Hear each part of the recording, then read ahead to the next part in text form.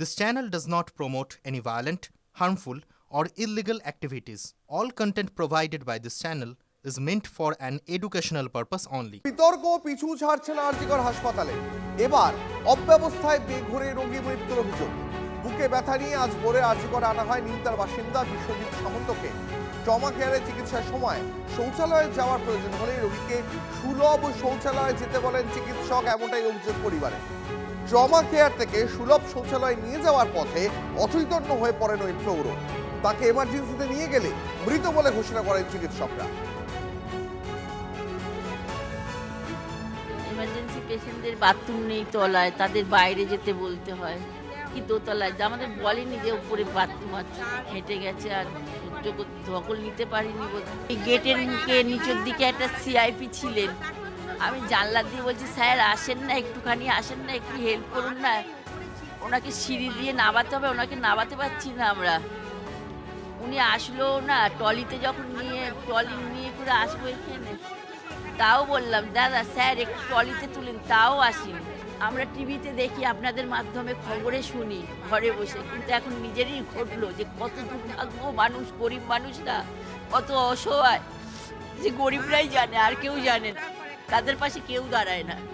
ওই মুখেই সবাই বলে তাদের পাশে কেউ দাঁড়ায় না। হসপিটাল গরিবরা আসে, সেই গরিবদের যদি একটা টয়লেট, পেশেন্ট পার্টিদের একটা টয়লেট যদি না থাকে, তাহলে আমরা তো প্রথম আসছি, আমরা তো আর জানি না, আমাদের তো বলতে হবে যে টয়লেট এইখানে আছে কি ওখানে আছে, তাহলে তো আমরা সেইভাবে নিয়ে যাবো। এই মুহূর্তে আরজিকর হাসপাতালের ট্রমা কেয়ারের সামনে থেকে আমাদের প্রতিনিধি সৌভিক রয়েছেন। আমি সরাসরি এই মুহূর্তে কথা বলবো সৌভিকের সঙ্গে। সৌভিক, একটা রাজ্যের একেবারে প্রথম সারির হাসপাতাল, সেখানে রোগীকে শৌচালয়ে যেতে হলে সুলভ শৌচালয় কেন যেতে বলবেন চিকিৎসক? এই প্রশ্নটা তো রোগীর পরিবারের লোকেরা তুলছেন। একদমই তাই। দেখো, এটাই তো প্রশ্ন আমি তোমাকে দেখাবো। এই হচ্ছে ট্রমা কেয়ার, বিশ্বজিৎ সামন্ত। তিনি গতকালকে যখন রাত্রিবেলায় যখন আসেন, বুকে ব্যথা নিয়ে ভর্তি হন এবং সেই সময় তার শৌচালয়ে যাওয়ার প্রয়োজনীয়তা পড়ে এবং আমি তোমাকে ডিস্টেন্সটা দেখাবো, এখান থেকে শৌচালয়ের দূরত্বটা কতটা। এই যে দেখানো হচ্ছে এখন যে ক্যামেরায় দেবব্রত যেটা দেখাচ্ছে, তুমি দেখতে পাচ্ছ যে খুব বেশি হলে হয়তো 50 থেকে 60 মিটার দূরত্ব। এই যে শৌচালয়টা এখন দেখানো হচ্ছে, এইদিকে শৌচালয়টা দুতলায় কিন্তু হচ্ছে ছেলেদের বাথরুমটা। আমি একবার দেবব্রতকে দেখাবো। এখন যে শৌচালয়টা দেখানো হচ্ছে এর দুতলায় হচ্ছে ছেলেদের বাথরুমটা। এই সিঁড়ি দিয়ে উঠতে গিয়েই কিন্তু তার আবারও কার্ডিয়াক অ্যারেস্ট হয় এবং তার ছেলের যেটা বক্তব্য, সে সঙ্গে সঙ্গে অচৈতন্য হয়ে পড়ে। অচৈতন্য হয়ে যাওয়ার পরেই কিন্তু সে ছেলের বুকের উপর শুয়ে পড়ে এবং তারপর যখন তড়িঘড়ি তাকে আবার ট্রমা কেয়ারে নিয়ে যাওয়া হয়, তখন কিন্তু ডাক্তাররা মৃত বলে ঘোষণা করে। এখানেই হচ্ছে প্রশ্ন, একটা এইরকম পেশেন্ট যার অক্সিজেন চলছিল, তাহলে তার যখন শৌচালয়ের প্রয়োজন রয়েছে, সেই ট্রমা কেয়ারের মধ্যে একটা শৌচালয় ছিল না, এমনকি তার দুতলায় ব্যবস্থা ছিল, সেখানে তারা পাঠাতে পারত। না হলে এতটা দূর, আমি আরেকবার দেখাবো যে ট্রমা কেয়ারের বিল্ডিং এবং সেই বিল্ডিং থেকে শৌচালয়ের যে দূরত্ব, এই এতটা রাস্তা কিন্তু তাকে হেঁটে হেঁটে আসতে হয়েছে। এমনকি কোনো স্ট্রেচার পর্যন্ত ছিল না। পরিবারের লোকজনের বক্তব্য, কেউ সাহায্যের হাতও বাড়িয়ে দেয়নি হসপিটাল কর্তৃপক্ষ। যখন অসুস্থ হয়ে পড়ে দুতলায়, এবং সেই সময় সিঁড়ি থেকে নামাতেও তাদের প্রবলেম হচ্ছিল, কারণ তার বিশ্বজিৎবাবু পুরোপুরিভাবে অচৈতন্য হয়ে পড়ে, তাকে ওই সরু সিঁড়ি থেকে নামাতে অসুবিধা হয়। স্থানীয় লোকজন সাহায্য করে, কিন্তু হসপিটালের কেউ কিন্তু কোনো সাহায্য করে না। এখানেই পরিবারের লোকজনের বক্তব্য, একটা সরকারি হসপিটালে তারা আসছে কারণ তাদের প্রাইভেট হসপিটালে যাওয়ার ক্ষমতা নেই। সৌভিক, আমাদের সঙ্গে থাকো, আমি আসবো তোমার কাছে। এই মুহূর্তে রোগী কল্যাণ সমিতির চেয়ারপারসন আমাদের সঙ্গে অতীন ঘোষ রয়েছেন টেলিফোন লাইনে। অতীনবাবু, যে প্রশ্ন রোগীর আত্মীয়রা তুলছেন, অত্যন্ত গুরুতর অভিযোগ তারা তুলছেন যে হাসপাতালের ট্রমা কেয়ারে যার চিকিৎসা চলছিল তাকে সুলভ শৌচালয়ে যেতে হলো, যেটা অনেকটা দূরে। প্রথম কথা হচ্ছে যে আমি সকাল থেকে সংবাদ মাধ্যমের কাছে এই ঘটনাটা জেনেছি, তারপরে আমি হসপিটালের সুপারিনটেন্ডেন্টকে ফোন করে ওনার কাছ থেকে যে রিপোর্টটা পাচ্ছি, সেটা বলা হচ্ছে যে উনি ট্রমা কেয়ারে যেতে গিয়ে মারা গেছেন, কিন্তু হসপিটাল কর্তৃপক্ষ বলছে নাকি উনি হসপিটালে অ্যাডমিশন হওয়ার পর হসপিটালের বেডেই মারা গেছেন।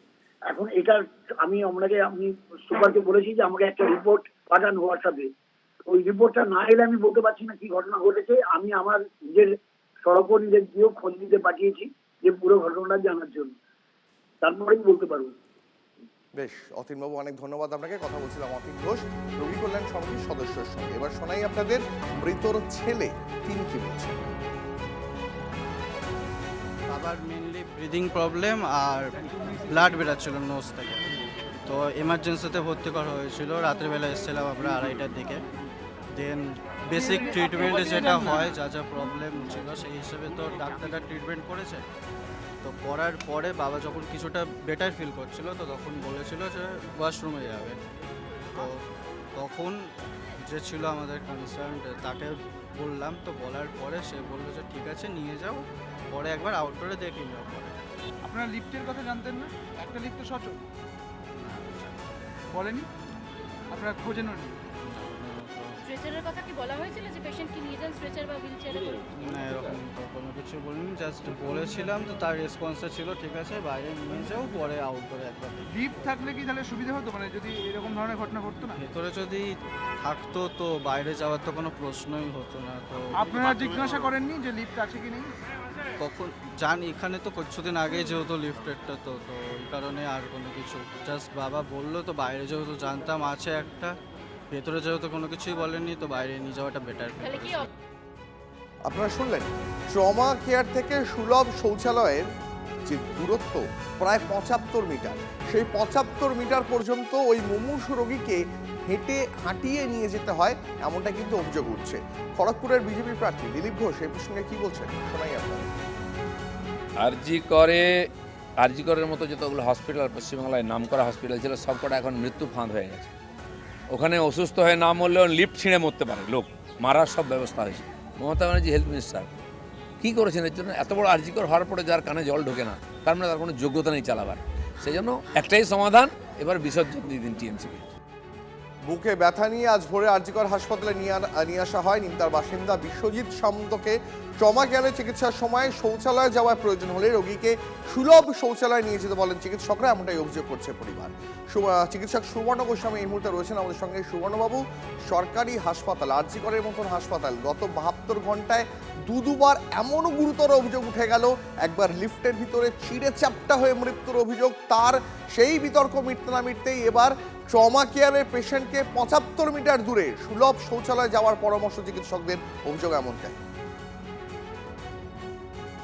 আরজিকর সংবাদ মাধ্যমের কাছে নজরে আছে বলে বারবার খবরগুলো উঠে আসে, কিন্তু এই চিত্র সারা পশ্চিমবাংলার সরকারি স্বাস্থ্য ব্যবস্থার চিত্র।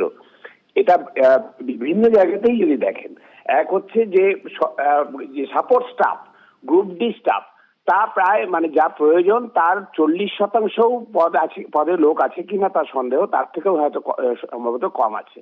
একটা হচ্ছে কত রোগী পিছু কত group D staff, general duty attendant লাগে, তার হিসেব শেষ হয়েছিল 91 সালে শেষবারের মতো। আর 91 সালের পর থেকে আর রিভিশন হয়নি। কিন্তু 91 সালের হিসেব অনুযায়ীও যা পদ, তার মধ্যে অর্ধেকের বেশি হচ্ছে শূন্য পদ, নিয়োগই হয় না কোনো। তো নিয়োগ যেখানে হয় না, সেখানে হচ্ছে রোগী, ট্রমা কেয়ারের রোগী হোক, আইসিইউ এর রোগী হোক, তার যে তাকে ধরে নিয়ে যাওয়া বাথরুম অবধি, শৌচালয় অবধি এবং তাকে নিয়ে আসা, এইসবের জন্য কোনো লোকই নেই। ফলে হচ্ছে যে পরিষেবা বলতে যা আছে সেটা হচ্ছে রোগীর বাড়ির লোককেই সমস্ত কিছু করতে হয়। বাড়িতে গিয়ে রোগীর বাড়ির লোক তাকে শৌচালয়ে নিয়ে যাবে, 75 মিটার দূরে শৌচালয়ে নিয়ে যাবে, তারাই দেখভাল করবে। রোগীর দেখভাল করবার জন্য যে সাপোর্ট স্টাফ লাগে তার নিয়োগ যেহেতু নেই, এবং হচ্ছে যে একজনকে দিয়ে 4জন 5জনের কাজ করানো, এই নীতির ফলে হচ্ছে যে রোগী পরিষেবা হচ্ছে যে ব্যাহত হচ্ছে। বারবার আমরা বলছি যে যা এত কম ব্যয় হচ্ছে, সে কেন্দ্র সরকারের ব্যয় বলুন, জিডিপি মাত্র 1% কাছে আশেপাশে হচ্ছে তারা ব্যয় রাখছে। তারা নির্বাচনী প্রতিশ্রুতি দিয়েছিল 2.5% ন্যূনতম ব্যয় করবে। আর রাজ্য বাজেট, ওই রাজ্যের যে জিডিপি তা যদি দেখেন, সেই জিডিপির আমরা বলেছি অন্তত 7.5% ব্যয় করা দরকার, কিন্তু তা করছে না। তার ফলে হচ্ছে যে নিয়োগ টিয়োগ ইত্যাদি সমস্তটাই বন্ধ হয়ে আছে। আর বন্ধ থাকলে যা হবার তাই হচ্ছে, এবং রোগীকে হাতে একটা কার্ড ধরিয়ে দিয়ে ওই জন্য প্রাইভেট কর্পোরেট হাসপাতালের বাইরে লাইন দাঁড়ানো হচ্ছে যে ওখানে যাও। কিন্তু এইভাবে চললে কিন্তু গরিব মানুষের আশা ভরসার শেষ জায়গা সরকারি স্বাস্থ্য ব্যবস্থা, তা একদম সরকার চাইছে সেটা বন্ধ হয়ে যাক, পুরোটাই বেসরকারি হাতে তুলে দিতে চাইছে। কেন্দ্রের নীতি, রাজ্যের নীতি। ধন্যবাদ আপনাকে, অনেক ধন্যবাদ আপনার প্রতিক্রিয়ার জন্য। কথা বলছিলাম চিকিৎসক সুবর্ণ গোস্বামীর সঙ্গে। হয়েছে বলতে উনি অসুস্থ ছিলেন, বাড়ি থেকে নিয়ে আসি, ওনার মুখ থেকে ব্লাড বেরাচ্ছিল, তারপর শ্বাসকষ্ট হচ্ছিল, যার কারণে তারপর জ্বর ছিল, যার কারণে হসপিটালে নিয়ে আসা। দেওয়ার পরে নাকে ব্লাডটা কমে এসছে, তারপরে কমার পরে পেশেন্ট বললো যে আমি একটু বাইরে যাব। তখন ডাক্তারবাবুকে বললাম যে পেশেন্টের পটি চেপেছে, উনি বাইরে যাবে। ডাক্তারবাবু বললো বাইরে নিয়ে যান, বাইরে গিয়ে পটি করে নিয়ে আসেন। তো উপরে নিচ থেকে দোতলায় গেছে, কষ্ট হয়েছে ওনার, যত কষ্ট হওয়ার পরে ওইখানে স্ট্রোক করেছে।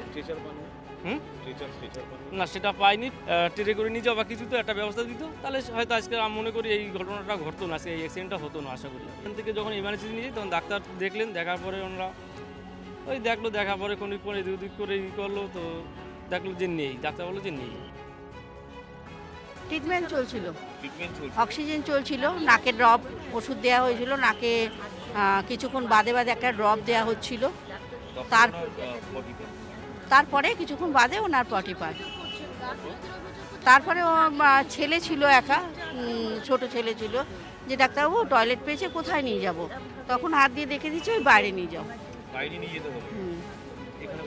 ওখানে ব্যবস্থা ছিল না, ব্যবস্থা বলতে পারতো কি একটা বেড পেন নিয়ে আসো তোমরা, নিয়ে এসে তাতে করাও, এটাও বলতে পারতো যদি ওখানে না থেকে থাকতো, কিন্তু সেটা বলা হয়নি, বাইরে নিয়ে যাও। আমাদের এক এক করে মৃতের পরিবারের বক্তব্য শোনাচ্ছিলাম। আরজিকর হাসপাতালের ট্রমা কেয়ার থেকে 75 মিটার দূরে সুলভ শৌচালয়ে যাওয়ার সময় অচৈতন্য হয়ে পড়েন প্রৌঢ়, পরে তাকে মৃত বলে ঘোষণা করেন চিকিৎসকরা। আর এই ঘটনায় আঙুল উঠছে সরকারি স্বাস্থ্য ব্যবস্থার দিকে। আরজিকর আন্দোলন মঞ্চের অনিকেত মাহাতো তিনি এই প্রসঙ্গে কি বলছেন শোনাই আপনাদের। আমরা বারবার এই আন্দোলনের সময়ও বলেছি যে সেফটি সিকিউরিটি নিয়ে সুনির্দিষ্ট পরিকল্পনা যেমন দরকার, ঠিক সেই রকমই শুধুমাত্র রোগী পরিষেবা নেই, পরিষেবার জন্য 3টে জায়গা লাগে, ইনফ্রাস্ট্রাকচার, ম্যান পাওয়ার এবং রিক্রুটমেন্ট। এই 3টে জায়গাকেই যদি আপনি দেখেন তাহলে দেখবেন যে অবাধ অপ্রতুলতার জায়গা তৈরি হয়েছে। প্রিন্সিপাল সেক্রেটারি, ডিএমই তারা শুধুমাত্র নির্দেশিকা দেন, কিন্তু বাস্তবে যে এক্সিকিউট করার যে প্রশ্ন আছে বা বাস্তবের মাটিতে সেই ঘটনা, সেই জায়গাটাকে ইমপ্লিমেন্ট করার যে প্রশ্ন আছে, সেই জায়গায় চূড়ান্ত গাফিলতির জায়গা দেখা যায়।